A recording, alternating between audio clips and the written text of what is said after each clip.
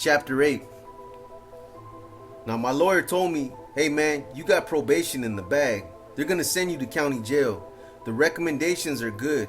They said that your partners told them that you did the robberies for them. So they're saying it was a misguided sense of loyalty. Because I had the sense to have my father get my record sealed, he knew a judge, and the judge sealed my record in order for me to be able to get into the Air Force. So as far as they were concerned, this was the only crime I had on my record. It was looking good.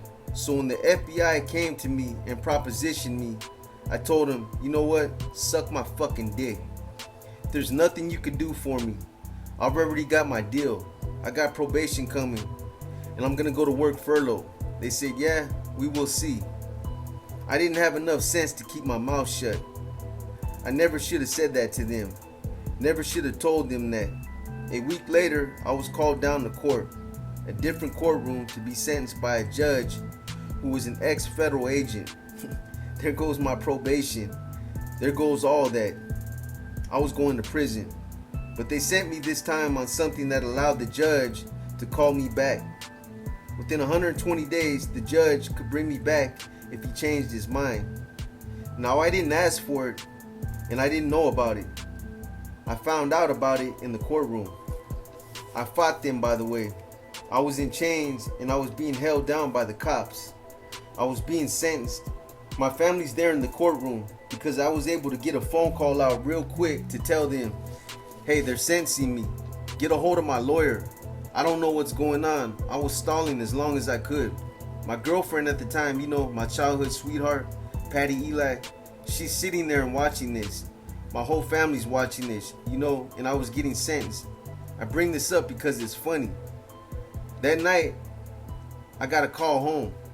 They all were partying. They're thinking I was going to work furlough. And I was like, hey, you were in the courtroom. Didn't you see me? Did that look like I was getting something I wanted?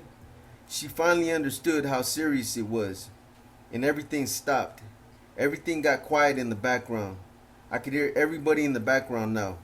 She never was very bright. I said, I'm going to prison. So I was going to prison. That's how I went to prison, because I wouldn't rat out Earl and Tribal Thumb. Now, when I went back to prison, I was angry. I was pissed off at the world, man. You know what I mean? I've just been double crossed, and so I told Earl this was what happened and stuff. I went to prison. Now, when I was at prison this time, my first day in receiving and release, R&R, I hadn't even made it to the line yet. My homies were there waiting for me. I had a couple of friends that were regular convicts that were there when I left and were still there when I returned. One of them was my crimey, Jimmy, and it's Jimmy who told me, let's go. We're going to kill a child molester. I said, what? We're going to kill a child molester out in the yard. Everybody, we're all going to kill him. So I said, okay, well, let's go. So I went with him.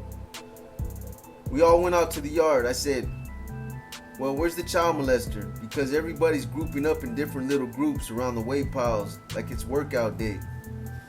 We used to have weights, big old dumbbells, and he pointed out this big ass dude walking the track.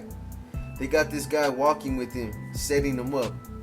He was way at the other end of the track, but as far as he was, I could see this guy was like 6'5", 6'6", 350 pounds. This was a big old fat boy. I said, wow. So what's the plan? He said, everyone will be over here with the weights. We're all gonna get the weights, and when they come around the track, because the track, you gotta walk right through the weight pile, everyone's gonna charge him, everyone's gonna stone him with the weights, kill him with the weights. Everybody, blacks, whites, Mexicans, everybody. Here we were going to kill this child molester my first day back. On my 90-day observation, this guy got murdered. My first day back, we were going to kill this child molester. Can you see where I'm going with this, folks? I mean, you want to know why or how someone like me could become what I am? Well, what I was. I'm not the same guy I was. I am different now. Well, we'll get to that part of the story later. So we went out. We started working out. Everybody's getting their weights, and we're all taking some big ass dumbbells, man. They had 100-pound dumbbells. They had 50-pound dumbbells. They had 25-pound dumbbells. and they had 75-pound dumbbells. Everybody's getting whatever they can to work out with. This guy came around and the other guy broke off. The guy that was setting him up, walking the track with him, walked right over to the weight pile. He broke off and everybody started throwing these weights at him. He's trying to block off the weights and he's crying. Hey, what's going on? Everybody's calling him. Hey, Chester, you fucking child molester. He's yelling, I'm not a child molester, you know, I was set up. That was the last thing he got to say because by then the weights had found their target. So now people were moving in and they were actually picking up the weights and hitting the dude with these weights. You know, so we were hitting this dude with these weights. Now this was right underneath the gun tower. The gun tower's there. Cops were there. They knew this dude was getting killed today, and that's the way it was. They would say, if it's a child molester, they would throw him out there and say, go ahead and kill him. I have to say something, man. And I didn't want to, but I had to. That dude, after everybody backed off, everybody's getting away, they thought he's dead, but he's not dead. He's still moaning, he's still groaning, he's fucked up. His brains were spilling out of his head. His face was destroyed. And if by some miracle this guy had lived, he would have been a vegetable, spending the rest of his life in prison. I don't know why, you know. Everybody thought it was for a different reason.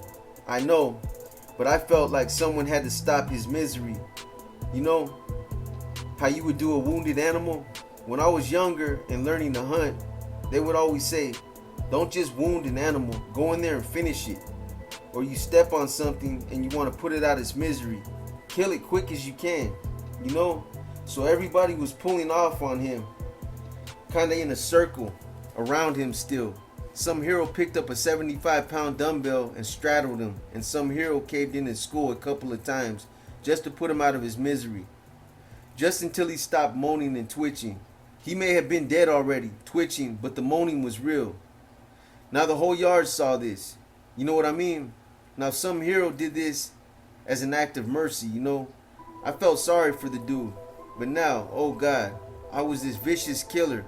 Everybody's like, oh man, that dude is a fucking killer. I got big respect on the yard now. Crazy, huh? You know, some hero was doing an act of mercy and everybody thought I was the coldest killer walking the yard. This is when I first really started to get involved with the prison gang La Nuestra Familia. You know, like I said, I'm Mexican Irish with a little Indian in there. So the Mexicans, all of a sudden, they wanted to claim me. The white boys wanted to claim me. Everybody wanted to claim me, you know. The blacks were my friends because I came out of Oakland. The Asians loved me because I loved them. So these guys, they started getting at me. Hey, why don't you run with us, man? They started telling me about La Nuestra Familia. I tell them, nah, it's not me. I'm doing my own thing. All right, cool. You know, cool, man. Nobody was going to fuck with me after what they saw what I did out there on the yard. I was on the reception side now. In reception, we wore green. Green pants, green shirts, everything was green. On the mainline side, you wore blue. The reception side was full. What they would do sometimes when reception got full was they would take some of us from the reception side but put us on the overflow on the main line. Well, guess who got to get put over there on the overflow on the main line? Me. So I was over on the main line now. The main line was jumping. There you go. There you got War 2, but it's not as active. The main line's active. You got the Aryan Brotherhood, you got the Mexican Mafia, you got the Black Guerrilla Family, and you got the Symbionese Liberation Army, which was just forming. And I fucked with them for a little while too. Because of my involvement with the Tribal Thumb as radical revolutionaries, we were going to overthrow the world. Anyway, I had to do something with that anger. I was pissed off. So now they put me over there. And you got La Nuestra Familia there too. This was where I had my first run-in with the Aryan Brotherhood in the gym over a weight machine they had there. Actually, it was over a homosexual. If you want to be honest, that's the truth. A homosexual named Sylvia. Oh, shit. I worked out. I was a loner and I ran by myself. Although I had my homies, I always kept my homies at arm's distance. I always loved to work out and I wanted to work out on the bench press, on the machine. And the time slot that I could work out on, this homosexual actually had the slot. And so I just said, hey, can I work out with you? Do you mind if I get in here and get my set in? Sylvia said, oh yeah, sure, come on. Surprised that anybody would want to work out with a homosexual. Nobody worked out with them. I guess it was taboo. I was still new on the main line, so I guess because I was working out with the homosexual, it was seen as something weak or something. I don't know, but these two guys from the Aryan Brotherhood, they said they were Aryan Brotherhood. Anyway, I think they wanted to fuck the punk Sylvia because they were using these little pressure tactics. What it came down to was over that bench and the time slot. They wanted it. Well, we'd already had our routine down, so I said, you ain't getting this time slot. Now get the fuck out of here, kick rocks. They said, you don't know who you're fucking with. You know, we're brand, we're AB. I said, I don't give a fuck about no little club. Get the fuck out of here, kick rocks. So words were exchanged. Now it's like, oh fuck. So the homosexual told me, hey, I got a knife if you want a knife. The homosexual had got involved in the argument too. Now it's me and this homosexual Sylvia against these two guys who said they were AB. And there's gonna be some drama, right? They underestimated me, I guess. Finally, word got to them about who I was and what I'd done because they kind of backed off a little bit. But then we bumped heads again, so I said, fuck this shit. We're going to have to get to it because they're going to get it. And Sylvia told me, I got 2 knives. I'll go with you. I was like, huh? He's like, I'll do it with you. I said, nah, I'll handle this, man. But thanks for offering to back me up. Can I have the other knife too? So I went out there and I got into it with these 2 guys. I was not even waiting. I just took off on them, hit them both, ran and stashed the pieces in the bathroom in the gym over there. Sylvia took care of them. I got out, the police were already responding and shit. Now these guys were lying there with popped lungs, screaming at the top of their lungs, help, save me. They were very good soldiers. That's how I got into conflict with those dudes. They held their mud. They did not rat. In those days, nobody told. You know, even if you had blood all over you and you were sitting there next to the guy that got butchered, your answer was, I was watching TV. I didn't notice anything. So I got away with that. The FBI came to see me. I was there like 30 days now and the FBI came to see me. They called me in. There's the captain of the Department of Corrections, Secret Service Unit, whatever the hell it was called back then. It's ISU now. They've got so many different names, but it's their Secret Service Unit, their police squad.